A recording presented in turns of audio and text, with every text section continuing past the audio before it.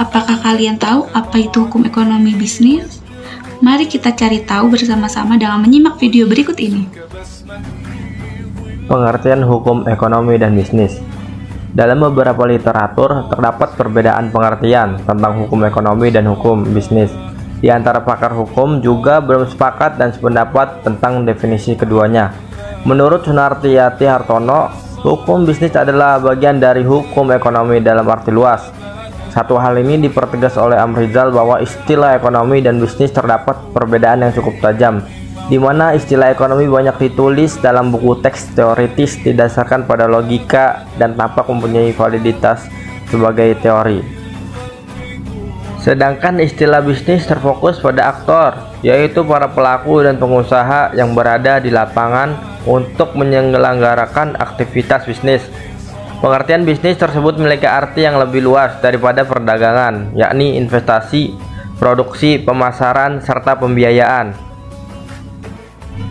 Hukum bisnis Islam adalah seperangkat aturan hukum yang berkaitan dengan aktivitas bisnis yang didasarkan kepada syariah Islam. Dalam konteks di Indonesia, maka ia juga mencakup seluruh peraturan yang dibuat oleh pemerintah dan lembaga resmi lainnya dalam ruang lingkup bisnis Islam. Hukum bisnis Islam dalam khazanah Islam merupakan bagian dari fikih muamalah, yaitu hukum-hukum dalam Islam yang mengatur mengenai interaksi antara satu manusia dengan manusia lainnya, serta manusia dengan alam semesta.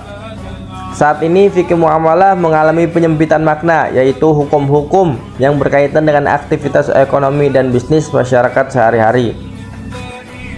Adapun ayat-ayat yang membangun dasar hukum ekonomi dan bisnis, yang pertama ada Al-An'am ayat 165, yang kedua ada surat Al-Luqman ayat 20, yang ketiga ada surat Al-Baqarah ayat 29.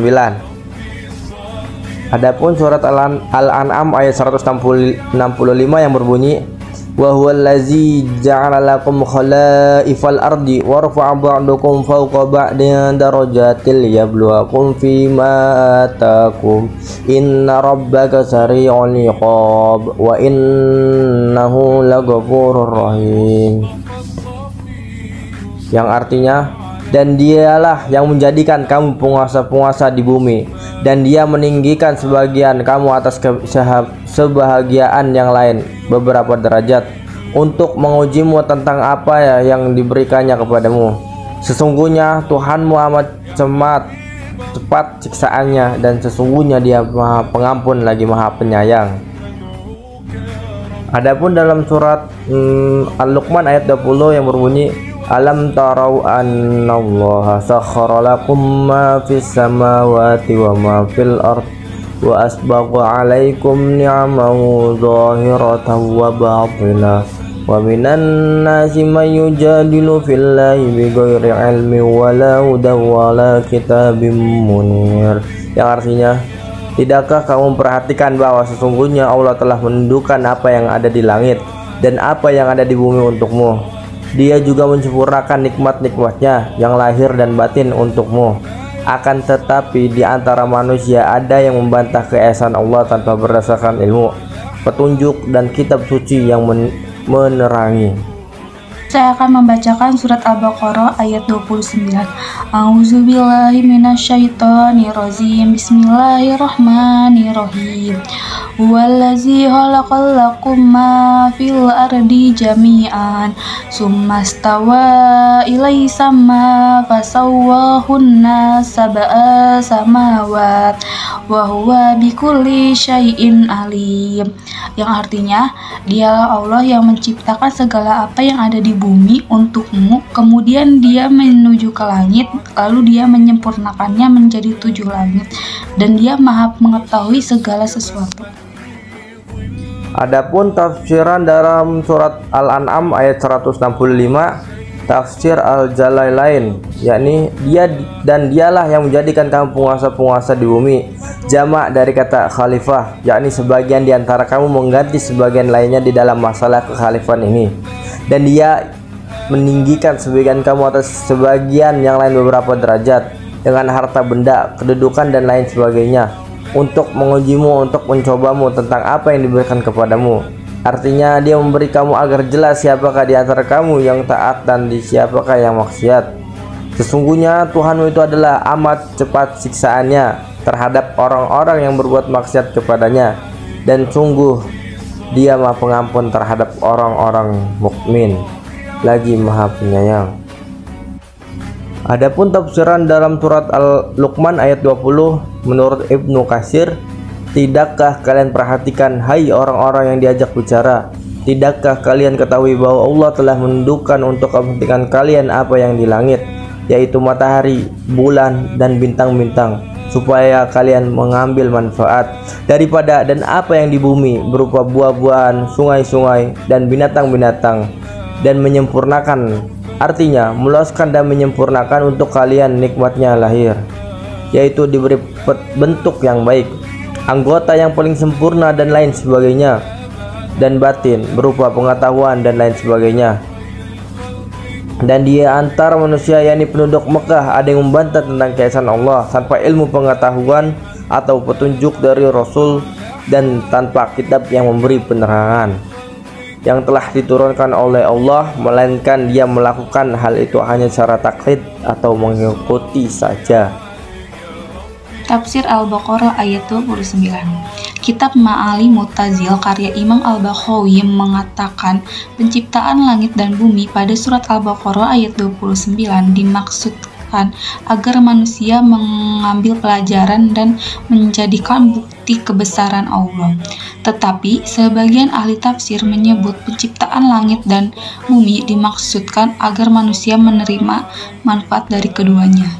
Sebagian ahli tafsir, kata Imam Al-Baghawi, ada juga yang memahami istawa dengan qashada atau menuju, bermaksud atau berkeinginan karena Allah awalnya penciptaan bumi, kemudian berkeinginan untuk menciptakan langit, kemudian Allah menciptakan 7 lapis langit dengan lurus atau sama rata tanpa retakan dan pemisahan. Al-Quran sebagai hidup umat muslim telah banyak mengatur berbagai aspek kehidupan, baik aspek ilahiyah, ubudiyah, maupun muamalah. Dari aspek muamalah, Al-Quran telah mengatur tentang sosial ekonomi. Ketika aspek ekonomi mendominasi kehidupan manusia, maka Al-Quran memberikan aturan agar ketika melakukan kegiatan ekonomi bisnis tidak terjerumus ke dalam jurang kehancuran dan keharaman yang berujung kepada kemadaratan. Kandungan hukum yang membangun hukum ekonomi dan bisnis. Yang pertama, setiap pemimpin bertanggung jawab atas kelestarian alam semesta dan kesejahteraan para penghuninya.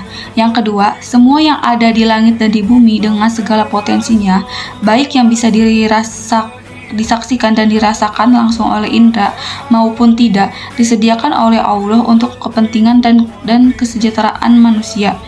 Maka pengembangan dan pengelolaannya harus memberikan kemanfaatan dan kesejahteraan bagi umat manusia dan pelestarian alam semesta. Yang ketiga, berdasarkan tujuan tersebut di atas, maka setiap kegiatan yang berkaitan dengan pengembangan, pengelolaan, dan pemanfaatan terhadap segala yang ada di langit dan di bumi dengan segala potensinya adalah BOJ. Menurut Suryani Hartono, hukum ekonomi adalah keseluruhan kaidah-kaidah dan putusan-putusan hukum yang secara khusus mengatur kegiatan dan kehidupan ekonomi Indonesia, seperti halnya dalam ekonomi yang membedakan antara ekonomi makro dan mikro. Hukum ekonomi juga berbeda dengan hukum bisnis. Hukum ekonomi diartikan sebagai keseluruhan peraturan, putusan pengadilan, dan hukum kebiasaan yang menyangkut pengembangan kehidupan ekonomi secara makro. Sedangkan hukum bisnis adalah keseluruhan peraturan, putusan pengadilan, dan hukum kebiasaan yang berkaitan dengan bisnis para pelaku ekonomi mikro. Hukum ekonomi dibagi menjadi dua, yaitu ada hukum ekonomi pembangunan dan hukum ekonomi sosial. Apa sih hukum ekonomi pembangunan? Hukum ekonomi pembangunan adalah hal yang meliputi pengaturan dan pemikiran hukum mengenai cara-cara peningkatan dan pengembangan kehidupan ekonomi Indonesia secara nasional. Sedangkan hukum ekonomi sosial adalah yang menyangkut peraturan pemikiran hukum mengenai cara-cara pembagian hasil pembangunan ekonomi nasional secara adil dan merata dalam HAM manusia Indonesia. Dasar hukum ekonomi ada 6. Yang pertama itu ada Undang-Undang 1945, TAP MPR. Yang ketiga ada undang-undang. Yang keempat peraturan pemerintahan. Yang kelima keputusan presiden. Yang keenam ada peraturan daerah.